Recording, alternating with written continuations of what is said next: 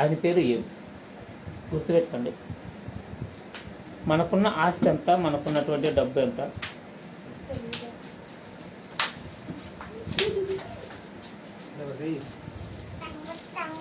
మనకున్న ఆస్తి ఎంత, మనకున్న డబ్బు ఎంత? ఆయనకున్న దాంట్లో గమనించండి, ఒకసారి చూద్దామండి. ఏబు గ్రంథం 1వ అధ్యాయం. కొన్ని విషయాలు మనం చూస్తే దేవుని ఎందుకు మనము నమ్మాలి అని మనకు గుర్తవుతుంది. ఏబు గ్రంథం. ఏబు గారి గురించి చూసినప్పుడు మనల్ని మనం చూసుకొని సిగ్గుపడాలి. ఎందుకు మనం దేవుని నిర్లక్ష్యం చేస్తాము చూద్దామండి. ఊజు దేశమందు ఏబు అను ఒక మనుషుడు ఉండెను. అతడు యథార్థవంతుడు, న్యాయవంతుడు, దేవుని యందు భయభక్తులు కలిగి చెడుతనమును విసర్జించిన వాడు. కళ్ళు మూసుకొని చిన్న ప్రార్థన చేసుకుని ముందుకెళ్ళిపోదండి.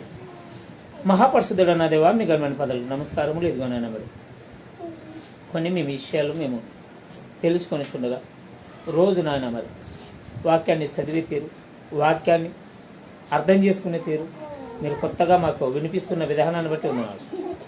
అనేక విషయాలు నేర్చుకొని ముందుకు కొనసాగడానికి సహాయం దయచేస్తారండి. రానైనా మీ పిల్లల్ని త్వరగా నడిపించండి. వచ్చిన ప్రతి ఒక్కరికి వినేటువంటి చెవులను, గ్రహించేటువంటి మనసును దయచేయండి. మాట్లాడుతున్న నాకును మీరు కొడుకు నడిపిస్తారని యేసుక్రీస్తు అతి శ్రేష్టమైన నామములో అడివేడుకుంటున్నాం పరమ తండ్రి. ఆమేన్. ఎవరు కూడా అవాజ్ చేయద్దండి. అవాజ్ చేస్తే ఓకే, మంచిది. కళ్ళు మూసుకోండి. ప్రార్థన చేసుకున్నారు, అయిపోయింది. మళ్ళీ ఇప్పుడు వాక్యానికి వెళ్ళిపోదామండి. మంచిది. బైబిల్ చదువుతులేరా? ఓకే, మంచిది. ఉంది. గుర్తుపెట్టండి, ఏబు ఒక మనిషి ఉన్నాడు. ఆయన మామూలు కాదు. ఊజు దేశము, తూర్పు దేశం అంటే ఆ పట్టణంలోనే ఆయనంత ఆస్తిపోడు ఎవరు లేదండి. మా అంటే మన వద్ద ఒక 2 లక్షలుగా దుడ్డు ఉంటే మనం దేవుని పట్టించుకోం. రోజు మన ఇష్టం వచ్చేది తిండి తిని ఇష్టం వచ్చిన బట్ట కట్టామనుకోండి, దేవుడు మనకు గుర్తుండదు. అది ఏ సమాజంలో ఉన్నవారైనా మన ఇష్టానుసారంగా నడవాలనుకుంటాం. కానీ ఏబనేటువంటి ఒక ఆయన ఈ భూమి మీదే ఎతికితే ఆయనంత గొప్పవాడు ఎవరు లేరు. ఏమిట్లా? జ్ఞానంలో. పాపం అంటే దూరం ఉండేవాడు, పేదలకి దాన ధర్మాలు చేసేదాంట్లో ముందుండేవాడు, చాలా భయభక్తులు కలిగిన వాడు దేవుడు అంటే. అంత ఉన్నప్పుడు దాన్ని చూడండి, మనం ఇంతమంది క్రైస్తవులు అనుకునేవారు, ఈనాడు ఉన్న క్రైస్తవులు కూడా ఆయన పని మనం చేయలేం. ఏంటంటే ఎంతోమంది పనివారు, ఎంతో ఆస్తి. ఒకసారి చూద్దామండి. ఏబు గ్రంథం చూసానా? ఏబు పత్రిక సూత్ర సాహిత్య కంటే ముందే ఉంటుంది చూడండి. 1వ అధ్యాయం 1వ వచనం ఒకసారి చూస్తే, ఎందుకు మీకు చూపిస్తున్నానంటే మీకు కూడా అర్థం కావాలి ఏది ఎక్కడ ఉందని. నన్ను ఒక్కడికి చదువుకుంటూ పోతే బాగుండదు. थोड़ा नजदीक आओ, हमको सुनाई नहीं देता. మైక్ స్పీకర్ తెస్తాము నల్దన లాగండి. ఓకే, తీసినారా? నువ్వు కంఠపాఠం చేయాలి. ఆది కాండం నుండి ఆది కాండం, నిర్గమకాండం, లేవే కాండం, ఇట్లా అన్ని కంఠపాఠం చేస్తే దీని పక్కన ఏది ఉంది నీకు గుర్తవుతుంది. ఎన్ని ఇప్పుడు 10 ఎంత 10 నో 1వ అధ్యాయం ఏబు 1వ అధ్యాయం 1వ వచనం.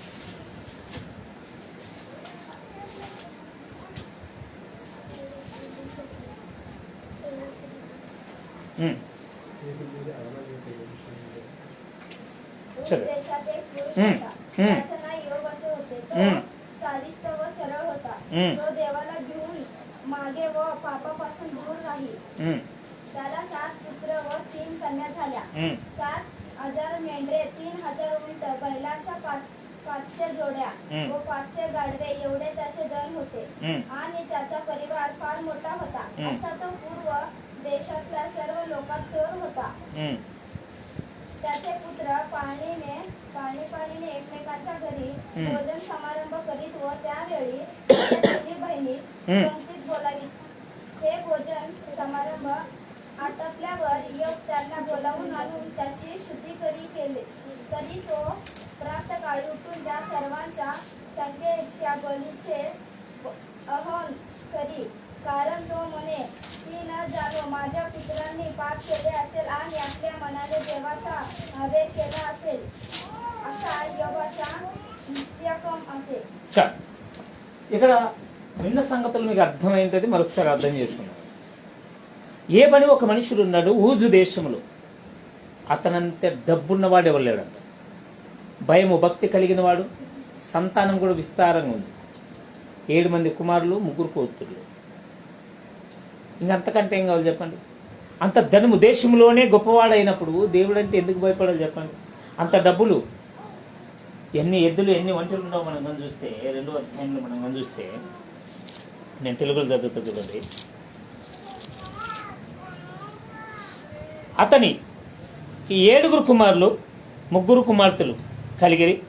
అతనికి 7,000 గొర్రెలను 3,000 ఒంటెలను 500 జతలు ఎద్దులను 500 ఆడగాడలను బహుమంది పనివారును అతనికి ఆస్తి ఉండెను గనక తూర్పు దిక్కు జనులందరిలో అతడే గొప్పవాడు ఉండెను.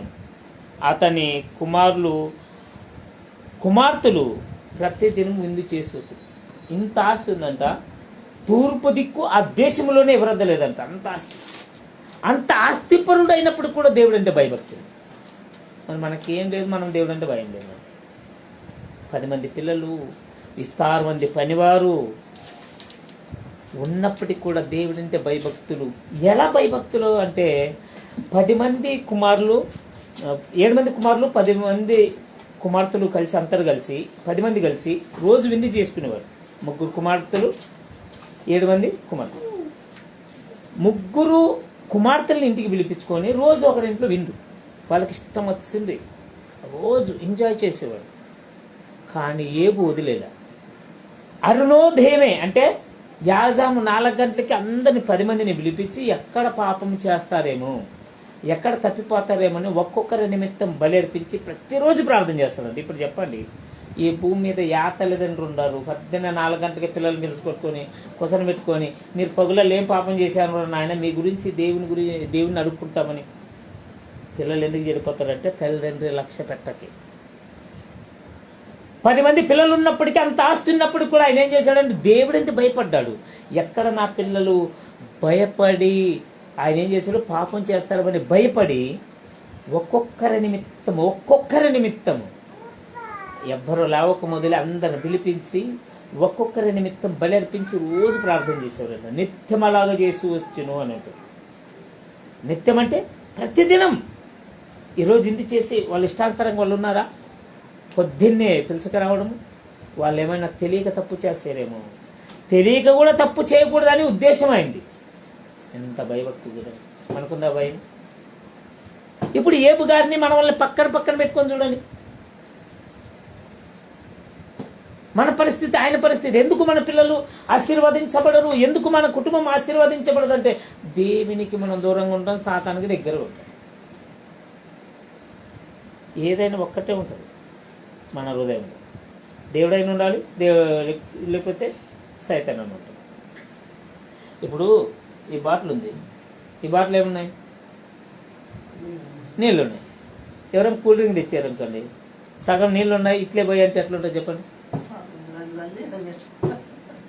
పిచ్చోడా ఫస్ట్ ఆ నీళ్ళు చల్ల అంటారు, అంతేనా? ఇప్పుడు ఏదైనా కొత్తది రావాలంటే ఉండింది ఎంటీగా ఉండాలి. ఇప్పుడు మనం వాక్యానుసారం ఉన్నామనుకోండి, సాతాను రాలేదు. మనం పాపంగా ఉన్నామనుకోండి, దేవుడు రాలేదు. ఇది గుర్తుపెట్టుకోండి. మన లోపల ఎవరున్నారు మనకి తెలుసు కాబట్టి, మన క్రియలు మన ఆలోచన మనకు తెలుసు కాబట్టి ఆటోమేటిక్ మనకు గుర్తయిపోతుంది. పక్క వారిని మోసం చేయొచ్చేమో, తల్లిదండ్రులను మోసం చేయొచ్చేమో, భర్త భార్యను మోసం చేయొచ్చేమో, కానీ దేవుని మాత్రం ఎవ్వరు మోసం చేయలేదు. మన లోపల ఏముంది, మనం దేనికి సంబంధించిన వారు మనమే జాగ్రత్తగా గుర్తు చేసుకోవాలి.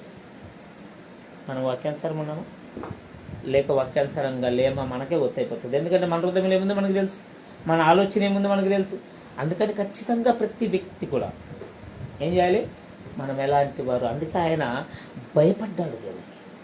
మనకు భయం లేదు. గుర్తుపెట్టుకోండి, హిందువులకు భయం ఉండదేమో కానీ దేవుడు అంటే క్రైస్తవులకు భయం లేదు. ఇప్పుడు చెప్పండి, వాళ్ళు ఏదైనా పంచంగానికి పోయారనుకోండి, మీరు మేకను పోయాలంటే డబ్బులు తెచ్చాను కానీ ఏదైనా అప్పు తెచ్చారు కానీ మేకను పోస్తారు. వాళ్ళు ఏం పంచాంగంలో ఏం వెళ్ళేది ఏం చెప్పమంటే అది చేయాల్సింది అంతే. ఎందుకు చేస్తారు వాళ్ళు? దేవుడు అంటే భక్తేనా? భయము. ఏడ చేయకపోతే మాకేమవుతుందో. జ్వరం వచ్చిన వాళ్ళకి భయమే తెలుసా. దవాఖానకు పోయిన తర్వాత జ్వరంగా నిడకపోయి ఏమైంది మాకు సరిపోయి చూసిరకున్నాడు. క్రైస్తవులు ఏం అవన్నీ భయం ఉండదు. మా దేవుడు చాలా మంచివాడు. మనం ఏం చేసినా క్షమిస్తాడు. ఇది మూర్ఖత్వం. ఎంతవరకు సహిస్తాడు? ప్రాణం ఉన్నంత వరకే. నీవు నేను బ్రతికున్నంత వరకే సహిస్తాడు. ఏ కులం ఏ మతమైనా గుర్తుపెట్టుకోండి, దేవుడు అనేవాడు భూమి మీద ఉన్నంత వరకు మనం బ్రతికి ఉన్నామంటే మనకు సమయం ఇచ్చాడు, మనతో ఏదో పని ఉందని. మన పని అయిపోయింది అనుకంటే పోల్సింది. కూలి పని అని చెప్పుంటాడు, సమయం అయిపోయిందంటే ఇంటికి రావాల్సిందే. ఏ ఊరికైనా తిరగనికి పోయినాడు ఏం చేస్తాడు? సమయం అయిపోయిందంటే తిరిగి ఇంటికి రావాల్సిందే. మనం కూడా ఈ లోకం నుండి ఎప్పుడన్నా ఒకసారి మనము చనిపోవాల్సిందే. ఎక్కడ పోతుంది? మరి ఎలా బ్రతుకుతున్నాం మనం? ఏపు గారి జీవితము మన జీవితము పక్క పక్కన పెట్టుకొని చూస్తే మనకు తిన్నే ఠికానా లేకుంటుంది, వద్ద 10 పైసలు లేకుంటుంది, మనకింత ఉంటుంది. దేవుడిని లెక్క చేయము. మనసు లంచకర సంగతి. దేవుడు అంటే భయం ఉండదు మనకి. ఎందుకు ఉండదు? మనకు దేవుడు అర్థం కాలేదు. అర్థం చేసే వాళ్ళు లేక, వాక్యం ఎలా చదవాలో తెలియక, ఎలా చదివితే. ఇప్పుడు ఆయన ఇలా ఉన్నాడు కాబట్టి ఆయన ఆశీర్వదించబడ్డాడు. మనం అలా ఉంటే ఎందుకు దేవుడు ఒకటి గుర్తుపెట్టుకోండి, ఈ భూమి ఆకాశము గతించిపోయినా దేవుడు చెప్పిన మాట మాత్రం గతించలేదు. గుర్తుపెట్టుకోండి, దేవుడు ఒకసారి నిన్ను ఫస్ట్ ఏబును ఆశీర్వదించాడంటే అదే ఆశీర్వాదం మనకు కూడా వస్తుంది. దేవుడు ఎవరైనా శపించాడు అంటే అదే శాపం మనకు వస్తుంది. ఎందుకు తెలుసా? మనం నడిచే నడవడికను బట్టి. బైబిల్లో శపించబడిన వారు ఉన్నారు, ఆశీర్వదించబడిన వారు ఉన్నారు. వాళ్ళని మనల్ని వీళ్ళు ఎందుకు శపించబడ్డారు, వీళ్ళు ఎందుకు ఆశీర్వదించబడ్డారు అని తెలుసుకోవాలి మనం. ఇలా ఆశీర్వదించబడ్డానికి కారణం ఏంటి? ఈ వ్యక్తి శపించబడ్డానికి కారణం ఏంటి? ఓహో, వీళ్ళు దేవునికి నచ్చని పని చేశారు, దేవుడు ఇష్టం లేదన్న పని చేశారు కాబట్టి ఏం చేశారు? నశించిపోయారు. ఆ పని మనం చేసినా మనం కూడా నశించిపోతామని ఆలోచించుకోవాలి. ఓ ఫలానా ఆయన ఆశీర్వదించబడ్డాడు. ఎందుకు తెలుసా? ఆయన దేవుని వాక్యానుసారంగా ఉన్నాడు కాబట్టి. మనం అలా ఉంటే మనం అలా ఆశీర్వదించబడతాము. ఈ భూమి మీద ఆస్తి ఉన్న పని గుర్తుపెట్టుకోండి, దేవుని కాపుదల మనతో ఉండాలి. ఏబు గారు అంత ఆస్తిపోడు కదా, ఒక్కటే చిటికలే మొత్తం పోతుంది తెలుసా. మనకు ఒక్క కుమారుడు ఉందనుకోండి, చనిపోతే శాపనార్థాలు పెడతాం దేవుడు. 10 మందిలో ఒక్కడు చనిపోయినా మనకి ఇష్టం వచ్చిన మనం ఏం చేస్తాము? శాపనార్థాలు పెడతాం. ఈ దేవునికి మా ఇల్లు ఇడిస్తే ఇంకొక ఇల్లు లేదా? ఏబు గారు ఎలా పతనమైపోయాడు, ఎందుకు పతనమైందో చూద్దాం. కిందికి చదవండి. त्या दिवशी देवपुत्र परमेश्वर पुढे येऊन उभे राहिले व त्याच्यामध्ये सैतानही आला. परमेश्वर सैतानास म्हणाला, तू आता कोठून आलास? सैतानाने परमेश्वरास उत्तर केले, मी पृथ्वीवर इकडे तिकडे फिरून आलो आहे. परमेश्वराने सैतानास विचारले, माझा सेवक इयोब याच्याकडे तुझे लक्ष गेले आहे का? भूतलावर त्याच्या तोंडीचा सात्विक सरळ देवाला भिवून वागणारा व पापापासून दूर राहणारा असा दुसरा कोणी नाही. सैतानाने परमेश्वराला उत्तर दिले की, इयोब देवाचे भय काय कुठून बाळगितो? तो त्याचे घर व त्याचे सर्व या भोवती तू कुंपण घातले आहे ना? तू त्याच्या हातात यश दिले आहे ना? व देशात त्याचे धन वृद्धी पावत आहे ना? आपला हात చూడండి, ఇక్కడ ఏమంటున్నాడు? దేవదూతల యొక్క దినం వచ్చిందంట. దేవదూతలందరూ కలుసుకునే ఒక దినం వచ్చిందంట. దాంట్లో సాతాను అక్కడికి వెళ్ళిపోయింది. సాతాను అక్కడికి వెళ్ళిపోతే నువ్వు ఎక్కడి నుండి వచ్చేవని అడుగుతున్నాడు సాతాను. అతను అంటున్నాడు, భూమి అంతా తిరిగి వచ్చేసని ఎవ్వరు కూడా నీతిమంతులు లేడు, అందరు నా వాళ్ళలో పడ్డారు, అందరు పాపం చేసిన వారు ఉన్నారు, అందుకే ఊగి తిరుగుకుంటూ వచ్చానంటే. ఏబను నా కుమారుడు ఉన్నాడు, నీకు తెలుసా?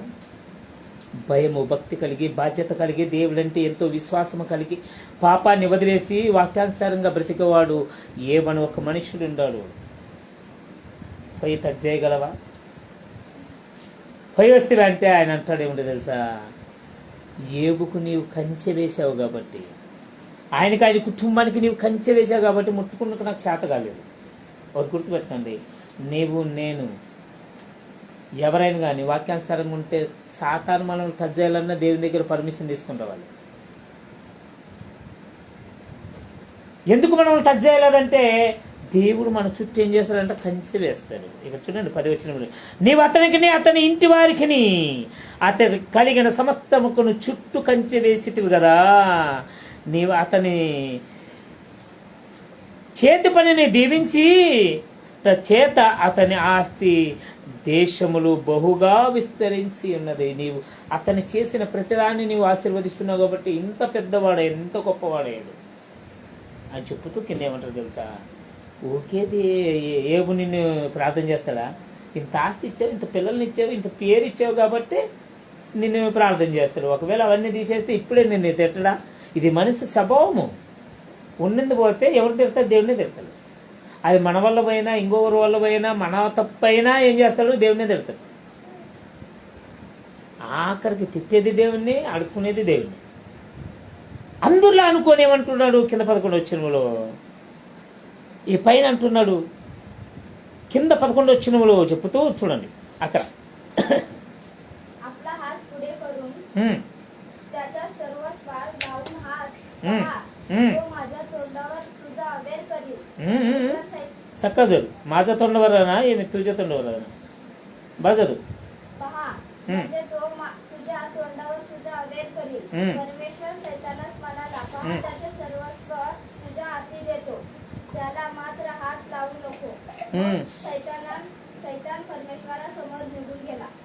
ఇక్కడ చూడండి ఏమంటున్నాడు, నీవు అతని ఇప్పుడే నా చేతికి అప్పగించితివా సమస్తమును మొత్తి నీడల అతడు నీ ముఖము మీదుటనే నిన్ను దూషించునని విడిచిపెట్టి దేవుని చెప్తున్నాడు. ఇప్పుడే గాన నా చేతికి అప్పచెప్తావు అనుకో, ఇప్పుడే నాశనం అయిపోతే నిన్ను నా ఎదురుగా నీ మూతి మీద ఉంచుతాడు, నీ మూతి మీద తిడతాడు. మనిషి స్వభావం అలాంటిది. ఏబు కూడా అలాంటి వాడు అనుకున్నాడు. అనుకొని కిందికి దిగొచ్చాడు. కిందికి దిగొచ్చి అప్పుడు చేసిన పని చూడండి. ఎందుకు మనం ఇంత పతనమైపోతామంటే సాతాను ఎదురుగా మన పరీక్ష చేస్తుంటాం. సాతాను దేవుని ఎదురుగా పరీక్ష చేస్తుంటాడు. మనం గుర్తుపెట్టుకోండి, ఈ అధ్యాయం చదువుతున్నప్పుడు అప్పుడప్పుడు మనకు శ్రమలు ఎందుకు వస్తాయి, ఇబ్బందులు వస్తాయి, ఎందుకు ఇంత బాధలు వస్తాయి, మనం ఎంత భయభక్తులు ఇంత ప్రార్థన చేసినా ఎందుకు వస్తామంటే సాతాను వేసే సవాలుకు మనం నిలబడాలి. ఇప్పుడు చూడండి ఏమంటున్నాడు,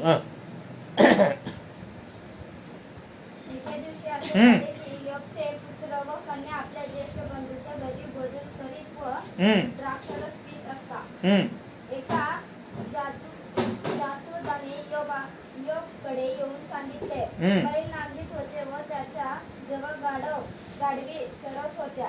तेव्हा शबाई लोक घालून त्यास घेऊन गेले. त्यांनी तरावरीच्या भाराने गाड्याला बदिले.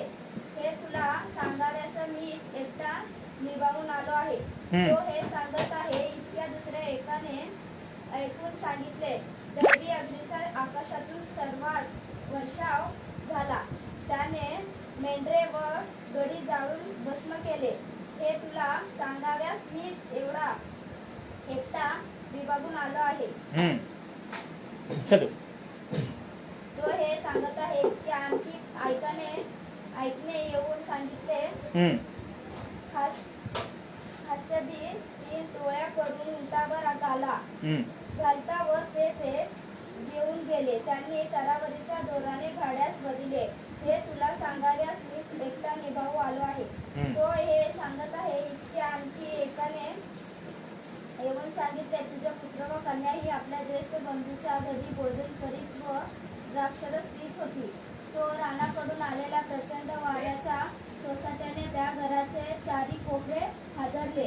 त्यामुळे ते घर त्या तरुण मंडळीवर कोसळले आणि ती सगळे मरून गेली. ఇప్పుడు చూసారా, ఎప్పుడైతే సాతానుకు యోబును అప్పచెప్పాడో సాతాను చేసిన పని ఏమిటో తెలుసా? ఒక దినం అలా వచ్చిందంట. ఒక్క క్షణంలోనే ఆయన నింబడి కాడికి ఒకడు వచ్చాడు. అంటున్నాడు, ఇదిగో పలానా దేశం వారు వచ్చారు, యుద్ధం చేసి మా వద్దున్న గొర్రెలన్నీ ఎత్తుకుపోయారు, గాడిదలన్నీ ఎత్తకపోయారు, ఒంటెలన్నీ ఎత్తకపోయారు, నీ ఆస్తి మొత్తం పోయింది. ఆఖరికి 10 మంది పిల్లలు ఒక ఇంట్లో ఆహారం తినుచుండగా సుడిగాలి వచ్చి నలుదిక్కలు కొట్టగా 5 బడి 10 మంది పిల్లలు చనిపోయారు. ఎలా ఉంటుంది చెప్పండి మనకి? ఒకేసారి ఆస్తి పోయింది, పేరు పోయింది, సంపద పోయింది, 10 మంది పిల్లలు చనిపోయారు, భార్య భర్తలు ఇద్దరు మాత్రమే బతుకున్నారు. మనమైతే ఏం చేస్తాం చెప్పండి? దేవుని ప్రార్థన చేస్తాము? మనం ఆ స్థానంలో ఉండి దేవుణ్ణి ఆరాధిస్తామా? దేవా నీవే ఇచ్చావు, నీవే తీసుకున్నావు అంటామా? ఏ మనిషికైనా ఇంత గొప్ప సంపద పోతే తట్టుకోగలడా? ఫోన్లో ఆస్తి పోతే మనం సంపాదించుకుందాము. 10 మంది పిల్లలు చేతికొచ్చిన వారు చనిపోతే ఒకేసారి ఎలా ఉంటుంది చెప్పండి? ఎంత రోదన, ఎంత బాధ ఉంటుంది చెప్పండి? ఏమన్నాడు తెలుసా? నిలబడిన చోటునే బట్టలు చింపుకున్నారు, బూడిది పూసుకున్నాడు. ఆయన అన్న మాట చూస్తే మనకి కాళ్ళు ఉణుకుతాయి. ఆయన అంటున్నాడు 20వ వచనంలో, అప్పుడు ఏబు లేచి తన పై వస్త్రములను చింపుకొని తల వెంట్రుకలు గొరిగించుకొని నేలన సాష్టంగపడి నమస్కారము చేసి ఇట్లా నేను నా తల్లి గర్భములో నుండి దిగంబరుగానే వచ్చి తిని దిగంబరుగానే తిరిగి వెళ్ళుదును. యెహోవా ఇచ్చును, యెహోవా తీసుకొని పోవును, యెహోవా నామమునికి స్తుతి కలుగును గాక. ఎంత ధైర్యం కావాలి మాట నీకు? నా తల్లి గర్భంలో నుండి నేను ఒంటరిగా వచ్చాను, ఒక బట్ట కూడా తెచ్చుకోలేదు అని బట్టలు చింపేసుకొని గుండు గొరిగించుకొని నేల మీద సాష్టంగా పడి దేవుని స్తుతిస్తున్నాడు. ఇవన్నీ సంపద ఉన్నవన్నీ దేవుడు ఇచ్చాడు, దేవుడు తీసుకున్నాడు. దేవానికే వందనాలు. ఇది ధైర్యం. దేవుడు ఆయన మీద పెట్టుకున్నటువంటి నమ్మకం అలాంటిది. మరి మనం నన్ను పరీక్ష చేయడానికి వస్తే మనము ఎవరిని దూషిస్తాం చెప్పండి? ఇక్కడ ఫెయిల్ అవుతున్నాం కదా మనం. సాతాను గజ్జ వణికిపోయాడు. ఈడేంట్రా నాయన, ఆస్తి పోతే పిల్లలు చచ్చిపోతే ఈయన్ని రోడ్డు మీదకి తెస్తే ఎక్కడ దేవుడు తిడతాడేమనుకుంటే, నేను నా తల్లి గర్భంలో నుండి ఒంటరిగా వచ్చాను, ఒంటరిగా వెళ్ళిపోతాను, దేవుడే ఇవన్నీ నాకు ఇచ్చాడు, దేవుడే తీసుకున్నాడు అని దేవుని ఆరాధిస్తున్నాడు అని తిరిగి మళ్ళీ దేవుని ఎదికి వెళ్ళిపోయాడు. తిరిగి వెళ్ళిపోయామంటున్నాడు తెలుసా? ఇదిగో తన సంపద పోతే మళ్ళీ సంపాదించుకుంటాడు. శరీరం బాగానే ఉంది కదా, ఎవడేం చేయగలడు? ఇది ఏం చేసిన పెద్ద గొప్ప అని మాట్లాడుతున్నాడు మళ్ళా. మరి ఏం చేసేది?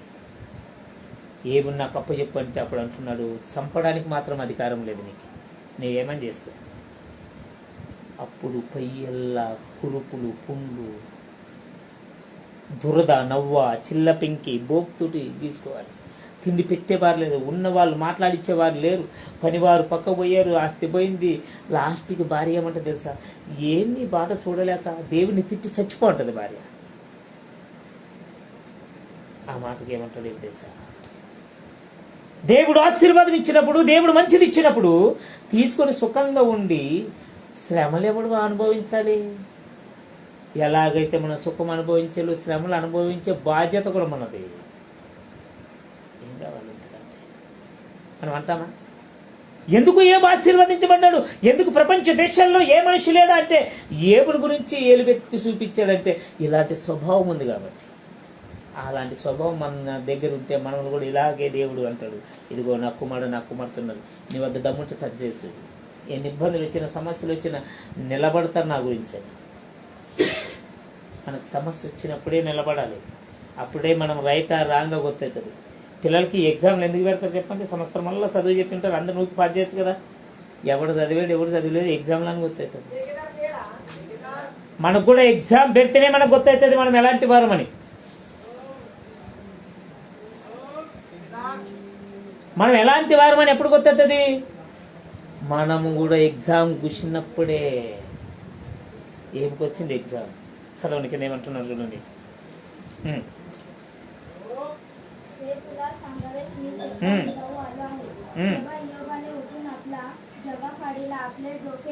मुंडले व भुईवर पातळे पडून देवाला दंडवत घातले. तो म्हणाला, चल. मी मातेच्या अंधारातून नगर आलो आणि तसंच जेथून नगर आलो तेथे परत जावं याचं आहे. परमेश्वराने दिले आणि परमेश्वराने नेले, धन्य परमेश्वराचे नाम. या सर्व प्रसंगात योबाच्या हातून पाप झाले नाही व अनुचित कृत्य केल्यास आरोप त्याने देवावर केला नाही. ఏమంటున్నాడు? ఈ సంగతులన్నిట్లో ఏబు ఏ తప్పును చేయలేదు, దేవుని ఆయన దూషించలేదు, ఒక్క మాట ద్వారా కూడా దేవుని దూషించలేదంట, తప్పు చేయలేదంట. మరి మనం మనిషి స్వభావం ఎలాంటిదో సాతానికి తెలుసు, కానీ ఏబు స్వభావం ఏంటిదో దేవునికి తెలుసు. ఇప్పుడు చెప్పండి, ఏబు స్థానంలో మనం ఉంటే, ఏబు యొక్క ఉన్న ప్లేస్లో మనం ఉంటే, ఏబు ఉన్నటువంటి జాగులో మనం ఉంటే మనం ఎలా చేసేవారు? ఏబులా ఉంటామా? మనం గెలుస్తాం. లేదు మన ఇష్టానుసారంగా ఉంటామా? ఖచ్చితంగా శ్రమల్లో, ఇబ్బందుల్లో ఖచ్చితంగా దేవునికి లోబడి ఉండాలి, దేవుని వాక్యానుసారంగా ఉండాలి, దేవునికి ఇష్టమైన వారుగానే ఉండాలి. అప్పుడైతే మనం దేవుడు ఉన్నత స్థానంలో వస్తాడు. ఈ భూమి మీద నీ శ్రమలు అనుభవించచ్చేమో, కానీ ఈ భూమి మీద నుండి చనిపోయిన తర్వాత నీవు దేవుని రాజ్యంలో ఒక వెలుగు వెలుగుతుంది తెలుసా. రెండోది కంటిన్యూ చేయండి, ముగిచేద్దాం. మళ్ళీ వచ్చే వారం రేపు చూస్తుంది. మళ్ళీ ఒక 2 నిమిషాలు చూడు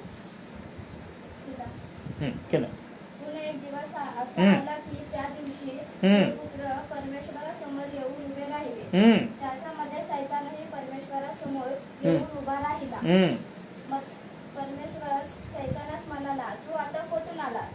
सैतानाने परमेश्वरास उत्तर केले, मी पृथ्वीवर इकडे तिकडे हिंडून फिरून आलो आहे. परमेश्वराने सैतानास विचारले, माझा सेवक इयोब याचकडे तुझे लक्ष गेले आहे काय?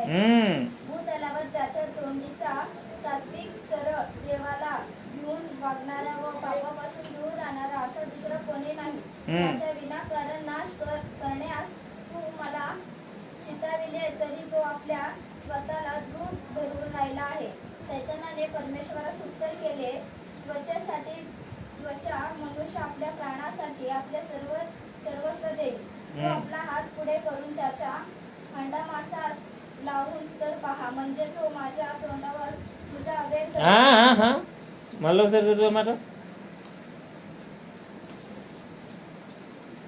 तू आपला हात पुढे करून त्याच्या खंडमासास लावून तर पहा, म्हणजे तो तुझ्या तोंडावर तुझा अवेर करेल.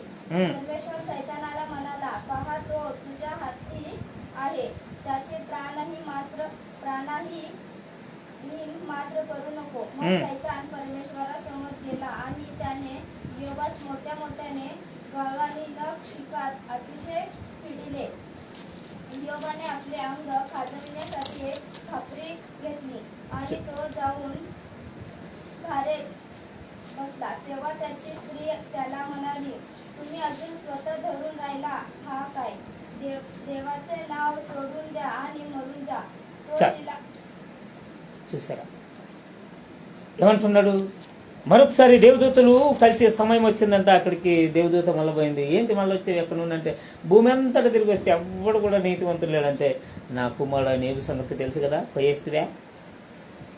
నీవు సమస్తాన్ని సర్వనాశనం చేసిన ఎలా నిలబడ్డాడో తెలుసా అంటే, అప్పుడు అంటున్నాడు, మనిషి తన శరీరాన్ని కాపాడుకోవడానికి సమస్తాన్ని ఎప్పుడైనా మళ్ళీ సంపాదించుకోవచ్చు అని తన ప్రాణాన్ని కాపాడుకోవడానికి తను ఊకే మాట్లాడాడే తప్ప, కానీ ఇప్పుడు మరొకసారి నాకు అప్పచెప్తే అనుకో, నీ మూతి మీదే నిన్ను తిడతాడు అని చెప్తున్నాడు. అంటే రెచ్చగొడుతున్నాడు అన్నమాట. అప్పుడు అంటున్నాడు, ఇంకొకసారి నేను చేతికి అప్పచెప్తాను, కానీ చంపడానికి మాత్రం అధికారం లేదు సాతానికి. మనం ఎంతైనా హింస పెట్టచ్చాము, ఎంతైనా ఇబ్బందులు చేయొచ్చాము, ఎంతన్నా ఇబ్బంది గురి చేయొచ్చాము, కానీ చంపే అధికారం ఎవరికి ఉంది? దేవునికి తప్ప మళ్ళీ ఎవరికి లేదు. సాతానికి లేదు అంటున్నాడు, చంపే అధికారం నీకు లేదు. నువ్వేమని చేయంటే, అప్పుడు వచ్చి పయ్యల కురుపులు చెల్ల పింకి తీసుకొని గీక్కుంటూ ఆ నవ్వ మనకి ఎప్పుడైనా కొంచెం దొరతపడితేనే తట్టుకోలేము. పుండులయ్యి కారి ఎలా ఉంటుంది చెప్పండి.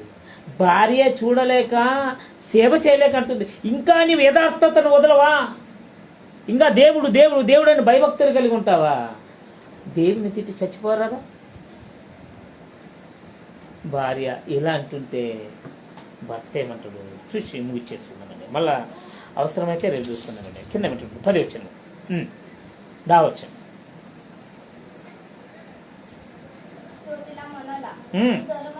धर्महीन स्त्रियाप्रमाणे बोलतेस. देवापासून सुखच घ्यावे आणि दुःख घेऊ नये काय? या सर्व प्रसंगी इयोबाने आपल्या वाचनाने काही पाप केले नाही. इयोबाने तिघे मित्र आपली प्रेमाने చాలు. ఇక్కడ చూడండి ఏమంటున్నాడు, అందుకతడు నన్ను 9 నుండి చదువుతాడు. అతని భార్య, నీవు ఇంకా యథార్థతను వదలకాయుందువా, దేవిని దూషించి మరణం కమ్మని చెప్పాను. అందుకతడు, మూర్ఖురాలు మాట్లాడినట్టు నీవు మాట్లాడుచున్నావు. మనము దేవుని వలన మేలు అనుభవించ తగునా, కీడు మనము అనుభవించ తగదా అనేను. ఈ సంగతులన్నిట్లో ఏ విషయంలోనూ ఏబు నోటి మాటతోటైనను పాపము చేయలేదు. ఒక్క మాట కూడా దేవుణ్ణి దూషించి పాపం కట్టుకోలేదంటే ఏంటి? ఇన్ని దినాలు సుఖాన్ని అనుభవించావు కదా, ఇన్ని దినాలు నీకు ఇష్టమైన బట్టలు కట్టావు, ఇష్టమైన తిండి తిన్నావు, నీ ఇష్టానుసారంగా బ్రతికావు. అప్పుడు తిట్టరాదా దేవుణ్ణి? నీవు ఆశీర్వదించబడినప్పుడు ఒకలాగా, శపించబడినప్పుడు ఒకలాగా, నీకున్నది ఉన్నప్పుడు ఒకలాగా, లేనప్పుడు ఒకలాగా. అలా ఉండకూడదు. మనం ఎలాగైతే ఇన్ని దినాలు సుఖంగా ఉన్నామో ఇప్పుడు శ్రమలు వచ్చి అనుభవించాలంతే.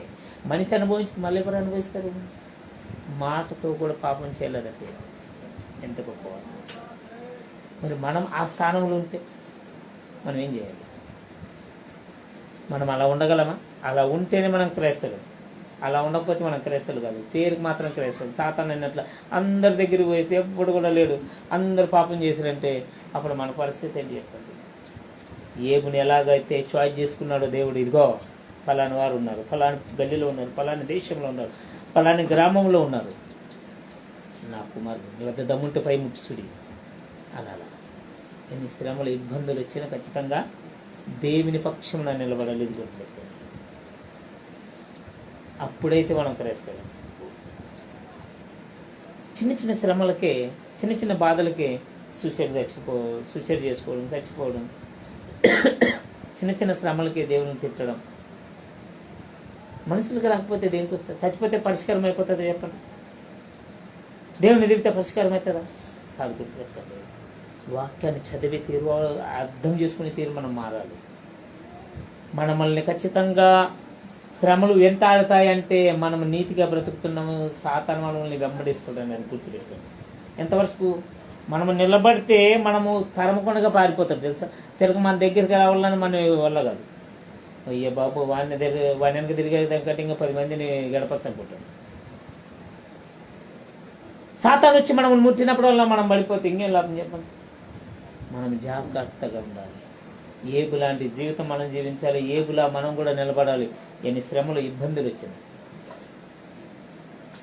ప్రతి మనిషికి వస్తాయి శ్రమలు, మనిషికి వస్తాయి. చెట్లకు గుట్లకు రావు, జంతువులకు రావు. ఎవరికి వస్తాయి? మనము దేవుని పోలుకు చొప్పున నిర్మించబడిన వారు కాబట్టి, మనకు విరోధంగా సాతాను ఉన్నాడు కాబట్టి ఖచ్చితంగా మనకే వస్తాయి. మనకే జ్ఞానం ఉంది, వేరేటికి లేదు.